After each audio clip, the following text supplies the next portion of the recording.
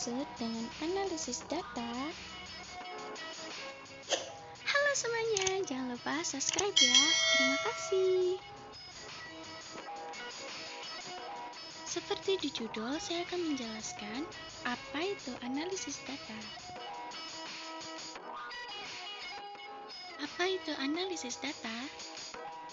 Analisis data adalah sebuah proses pemeriksaan, pembersihan, transformasi, dan pemodelan data dengan tujuan menemukan informasi yang berguna, menginformasikan kesimpulan, dan mendukung pengambilan keputusan. Analisis data berperan dalam membuat keputusan yang lebih ilmiah dan membantu bisnis beroperasi lebih efektif karena data yang lebih akurat dan real-time. Analisis data dibagi menjadi dua macam. 1. Kuantitatif. 2. Kualitatif. Metode penelitian. Pertama, kuantitatif atau mengolah data berupa angka. Menguji variabel X dan Y atau hubungan, pengaruh, atau perbedaan. Data diperoleh dari kuesioner atau angket. Data dan dianalisis menggunakan software statistik atau SPSS. Kedua, kualitatif atau mengolah data berupa kata-kata. Meneliti permasalahan yang ada di objek penelitian. Data diperoleh melalui wawancara mendalam atau FGD. Diolah dari hasil transkrip wawancara. Selanjutnya, jenis-jenis analisis data. Dalam teknis analisis data jenis kuantitatif yang menggunakan model statistik sendiri terdapat dua macam pembagian, yakni 1. Analisis data statistik deskriptif. Teknik ini digunakan untuk melakukan analisis pada data dengan cara menggambarkan ataupun mendeskripsikan data-data yang sudah terkumpul tanpa membuat generalisasi hasil penelitian. Contohnya seperti penyajian data ke dalam bentuk diagram, tabel, modus, mean, frekuensi, persentase, dan jenis lainnya. 2. Analisis data statistik inferensial, yakni salah satu teknik yang digunakan dalam menganalisis data dengan cara membuat sebuah kesimpulan secara umum. Yang menjadi ciri khas pada teknik analisis data yang satu ini adalah inferensial.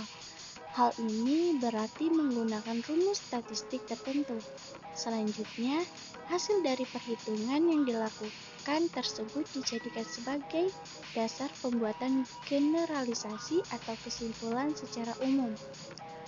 Dalam hal tersebut, berarti statistik inferensial dapat digunakan dalam menggeneralisasikan hasil sebuah penelitian. Tak heran apabila teknik statistik inferensial ini sangat bermanfaat untuk penelitian sampel. Fungsi-fungsi analisis data. Apa fungsi analisis data tersebut? Berikut di antaranya. 1. Analisis data dapat berfungsi sebagai bahan evaluasi. 2.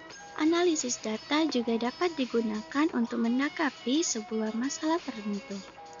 3. Memecahkan permasalahan serta menentukan sebuah keputusan maupun keputusan. 4. Data yang diperoleh dari hasil analisis juga bisa digunakan untuk acuan dalam sebuah kegiatan yang diperlukan. 5.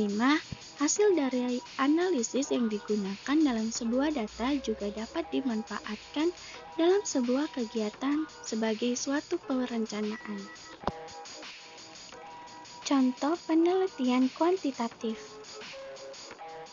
Analisis hubungan variabel X dan Y.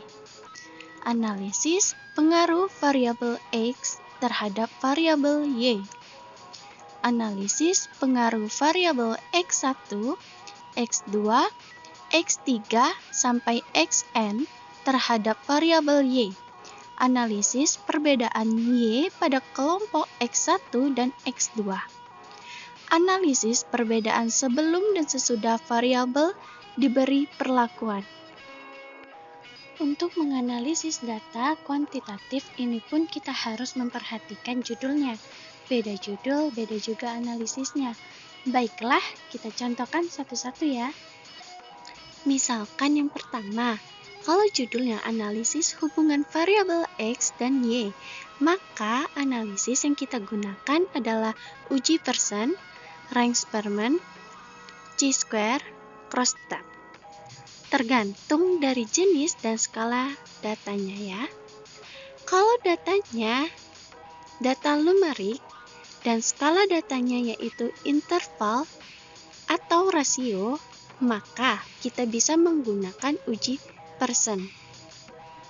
Kalau datanya itu data kategori skala, datanya ada ordinal, maka kita bisa menggunakan uji rank Spearman.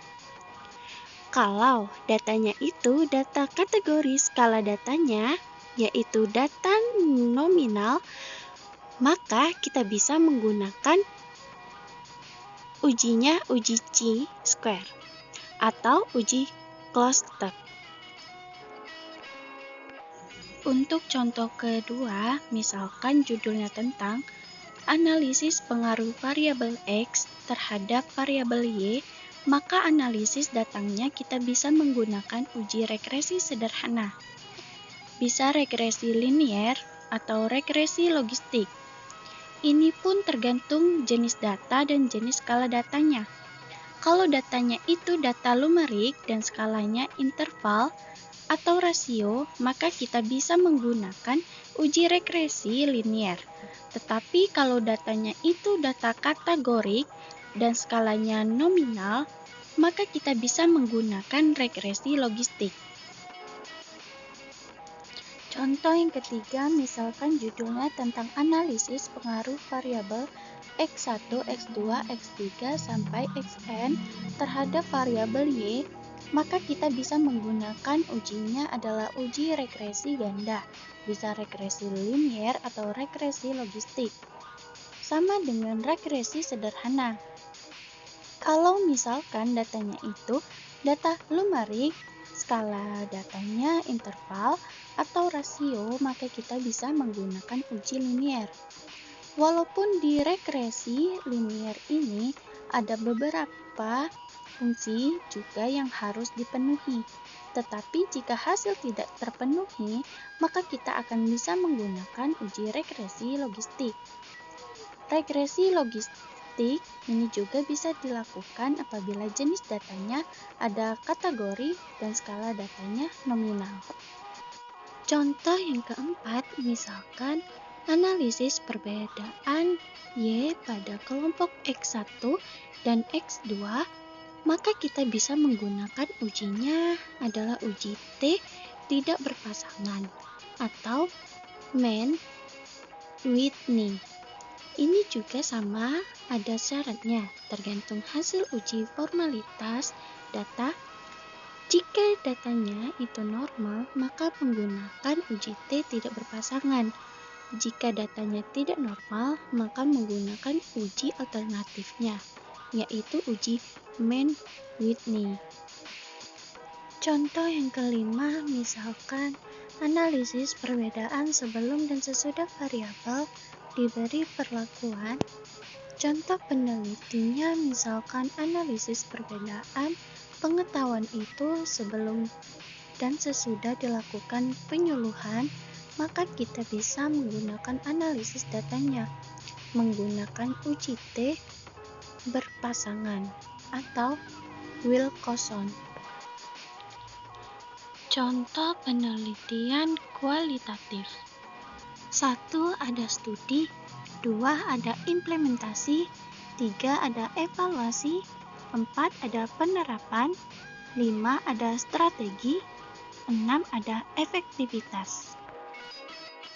Di penelitian kualitatif kita tidak perlu melihat judulnya, karena analisis data di kualitatif mayoritas sama, yaitu dari hasil interview atau wawancara kita melakukan transkrip. Setelah ditranskrip kita melakukan reduksi data. Dari reduksi data kita bisa melakukan pattern matching. Pattern matching di sini dilakukan apabila informannya lebih dari satu. Setelah dilakukan pattern matching, kita bisa melakukan penarikan kesimpulan.